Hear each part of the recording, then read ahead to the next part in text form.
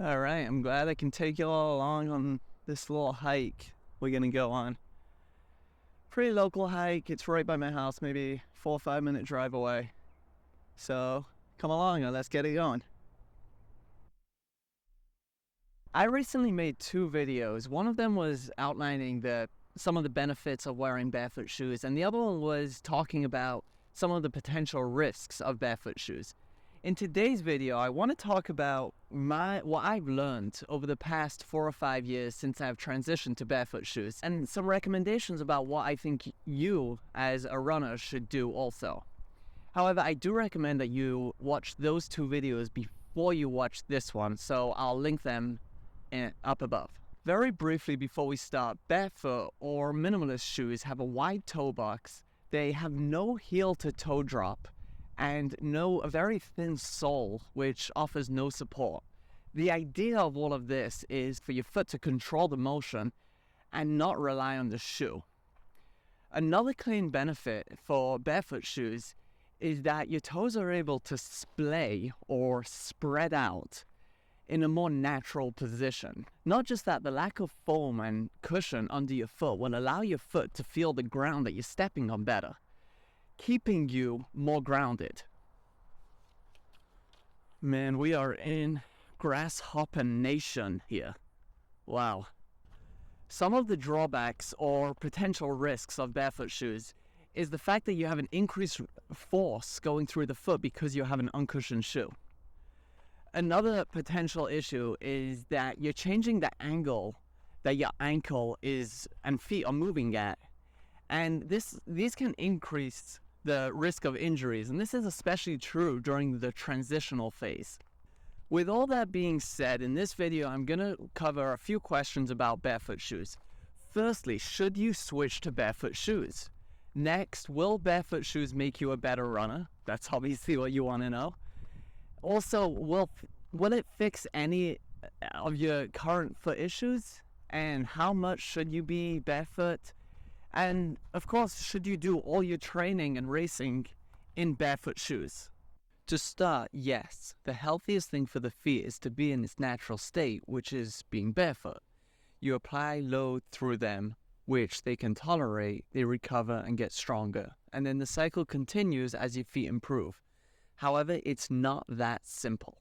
If you're like me when I switched to barefoot shoes, you've spent your whole childhood as well as your adult life up to this point thinking about wearing traditional shoes, thinking about arch support and motion control and protecting your feet and your ankles and your legs. And maybe even like me, you were bouncing around from orthotic to another orthotic, from expert to another expert. I had flat feet as a kid, and I had a lot of pain with it. I went through a bunch of different custom orthotics, as well as a bunch of over-the-counter ones also. But you know what they all had in common? That is, after a short period of time of getting used to the orthotic and having some success with it, I always came back to having the pain again. And you know why that is? Because each time I stuffed my foot into a new orthotic and a new cuddly position, my feet slowly got a little bit weaker. And as this cycle continued, my feet just got weaker and weaker and weaker and just needed more and more support to hold itself. At one point, I was even told by an orthopedic surgeon that because of my flat feet and because I have extra bones in my feet, I shouldn't be running anymore. Take that, doc. Each time I switched to another orthotic, I was just going further and further down this path of weakness. And at one point I just realized that I need to make a change and I just have nothing to lose. All of that was ready before I started PT school. And once I started in school and I was learning more and doing more research and understanding more about the biomechanics of the feet and of the ankles and movement in general, I decided that I want to try going to the other extreme with the feet and just slowly taking away the support from my shoes. I mean, again, I had nothing to lose, so I might as well try. The funny thing about it is that as soon as I ordered my first more minimalist pair of shoes, I was running in a pair of thick Hokas, and I sprained my ankle really badly on the last step of my run. So that just delayed my start time for going more minimalist. But once I had healed up the ankle sprain, I started with just an hour a day, moved it up to 2 hours a day, 3, 4, until I was doing 1 day a week, then 2 days a week, and then 3 days a week of wearing these new minimalist shoes that I had bought. Now, by no stretch were these a full-on minimalist shoe.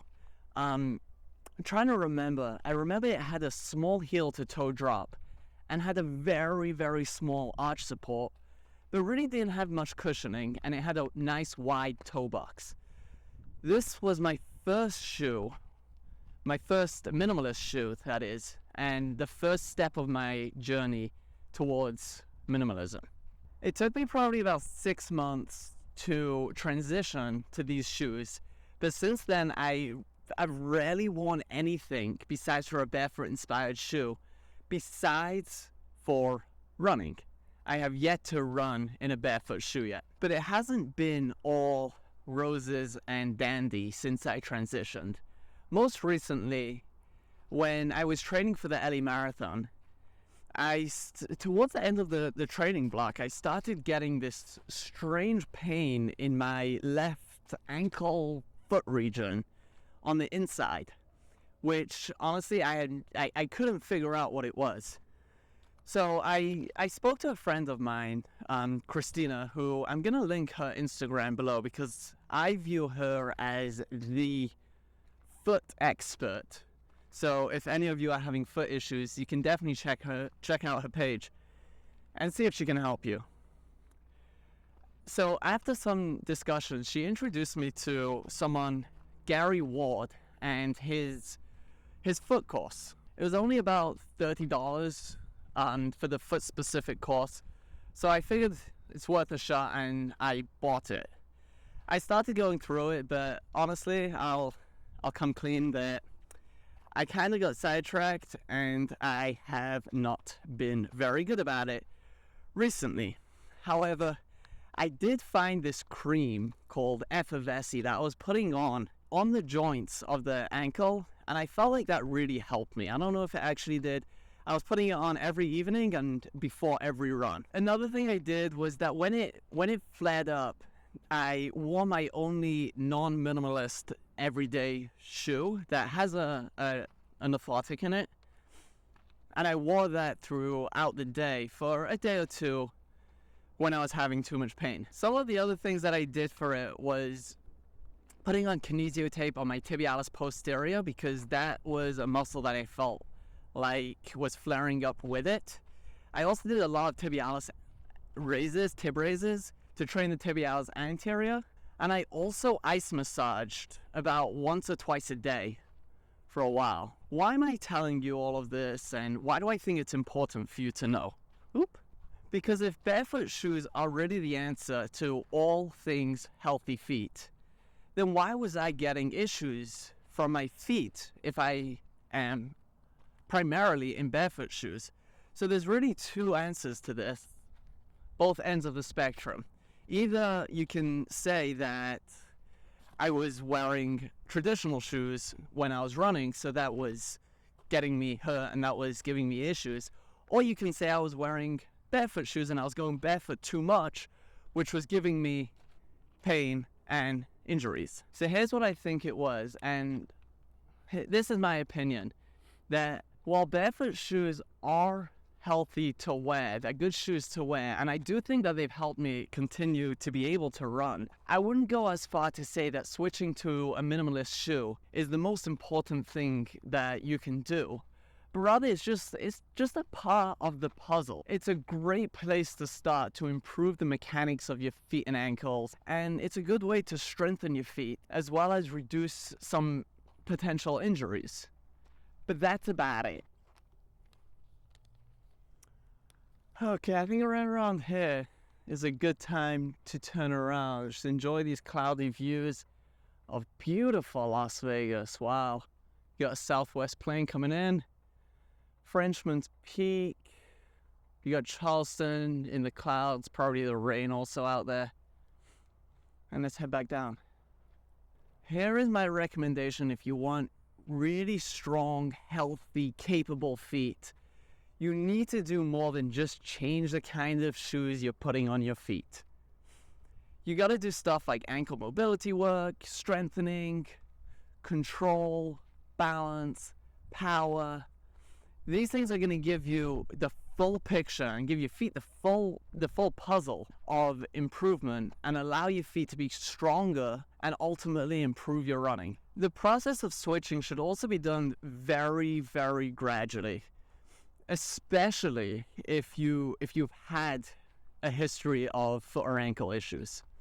Yes, switching may improve those issues, but overloading the tissues with too much too soon is just not worth the risk. Woo! Don't try doing more than you're capable of. It's really not worth it. Not just that, wearing barefoot shoes alone won't put your feet back into its natural position and have you have these perfect splayed out toes. It requires a lot of work and a lot of consistent work in order to get that. So yes, wearing barefoot shoes can help you become a better runner. But how much should you wear them? Sit down here. So I don't believe that you need to be wearing them 100% of time in order to get the benefits of wearing a barefoot shoe. And I think it's okay to run in a more traditional running shoe. But I think you should also focus on trying to find a shoe that is healthier and better for you to run in. When I'm looking for a shoe, I try to find one that has less than a 6mm heel to toe drop. And I also try to get around the 20 to 25mm of stack height in the shoe.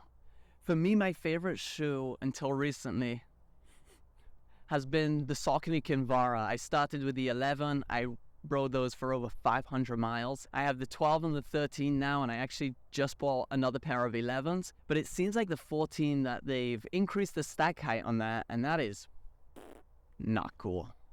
So I've liked the Kinvaras because they don't have the most aggressive heel to toe drop. They have a 4mm heel toe drop.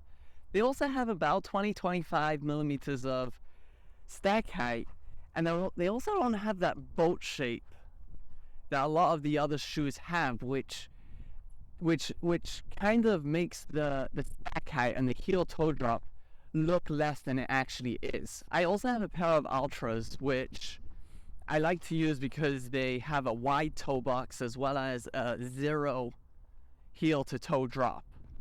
But I'll typically only use those for shorter runs of up to 5 or 6 miles.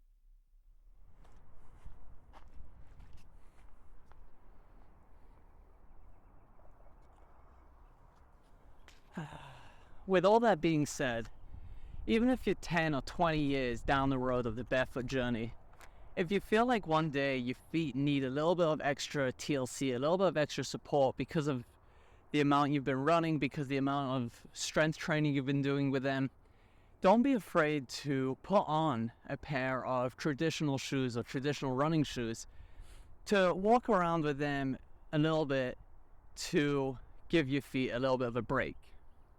That being said, you should use them as a way to give your feet a break and not to weaken your feet. As we wrap this up, another idea that I really like that I want to start doing in the future is barefoot strides. And obviously this is best to do on the track or somewhere else that you know is safe and not somewhere that has any glass or rocks or needles or anything on the sidewalk or that can injure you. But barefoot strides can really help you with your form, with your power output, because you're putting your feet in a natural state, in a natural position for your running, but you're not overcooking them and overdoing it with a too much of a volume. You're just going for a short sprint kind of thing.